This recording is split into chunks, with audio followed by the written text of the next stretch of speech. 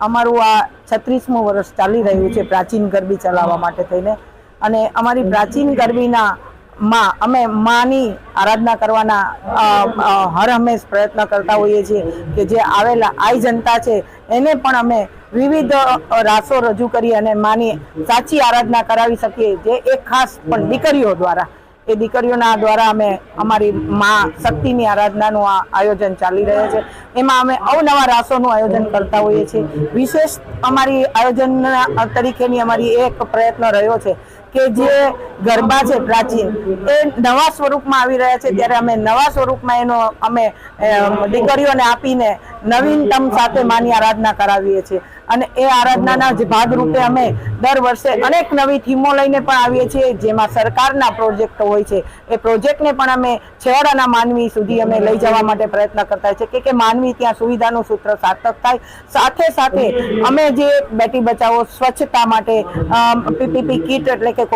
Corona સમયની જે વાત છે, આવી અનેકવિધ વાતો છે। રામ મંદિરનું જે આટલા વર્ષો પછી જે રામ મંદિર બન્યું પાવાગઢમાં ઘણા વર્ષો પછી ધજા ચોડી એટલે કે આ સનાતન ધર્મનો દેશ છે, સનાતન સંસ્કૃતિ સાચવવા માટે થઈને અને ભારત માતાને મા વૈભવના શિખર ઉપર લઈ જવા માટેના જે આદરણીય વડાપ્રધાન મોદી સાહેબના જે પ્રયત્નો છે, જે નિર્ણયો છે, એને અમે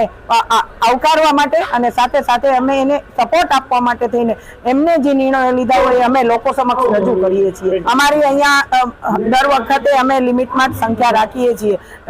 30 થી 32 બાળાઓ, વધી 34 બાળાઓ, એનાથી વધારે નથી। સંદેશ આપવા માંગીએ છીએ કે જો આપણા વડાપ્રધાન આપણે સનાતન ધર્મની સંસ્કૃતિને સાચવવા માટે પ્રયત્ન કરતા હોય તો આપણે પણ આપણી પ્રાચીનતા, આપણા ઋષિમુનિએ જે આપણા દેશને ગૌરવ અપાવ્યું છે, એ લોકોએ જે તપ કર્યું છે, વેદો આપ્યા છે, એ સંસ્કૃતિ આપણે જાળવવી જરૂરી છે। ત્યારે આપણે પણ આ પ્રાચીનતા જાળવવા માટે હર હંમેશ પ્રયત્નશીલ રહેવું જોઈએ અને આપણી જે આધ્યાત્મિકતા છે, આપણી સંસ્કૃતિ છે એ જાળવવી જોઈએ। પ્રાચીનતા એટલે શું છે એ ખાસ આપણે જાણીએ કે જો અર્વાચીનમાં તમે હાય હલ્લો કેમ છો એ બધું ચાલે, જ્યારે ગરબીમાં છે એ માની કે જય શ્રી કૃષ્ણ, જય માતાજી એવું કહીને અને દીકરીઓને માના સ્વરૂપમાં રમાડીને અમે બતાવવા માંગીએ છીએ કે ભાઈ પ્રાચીન એટલે શું અને માતાજી એટલે શું, કે સાચી રીતે જે દીકરીઓનું સ્વરૂપ ગણાય છે કે માતાજીનું સ્વરૂપ ગણાય છે, ત્યારે અમે દીકરીઓ દ્વારા આ પ્રાચીનતા બતાવીએ છીએ।